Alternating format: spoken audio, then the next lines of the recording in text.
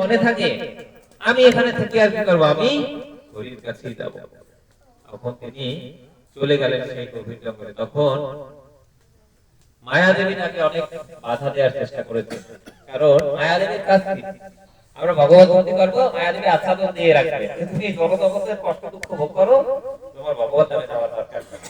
তো মায়াদেবী প্রথম চেষ্টা করছে, ভূত প্রেত বিভিন্ন কিছু সেজে ধ্রুবকে বাধা দেওয়ার চেষ্টা করেছে, কিন্তু ধ্রুব তার যেহেতু অবিচল মায়ের তুমি এখানে গিয়ে কি তোমার কি বয়স হয়েছে নাকি ভজন, তুমি বরং ফিরে যাও। তখন নারদ কথা উপেক্ষা করলেন না, কেন এই জগতে গুরুস্থানীয় মা বলেছেন, আমরা প্রণাম মন্ত্র বলি না, ভূমের পরিয়সী মাতা এবং ঋষির কৃষ্ণ রাত্রি মাতৃ সমগুরু, মায়ের কথা কেউ নেই, মা যেহেতু বলেছেন আর কোনো কথা হবে না, এটাই আমার শেষ বক্তব্য। আমি এই গভীর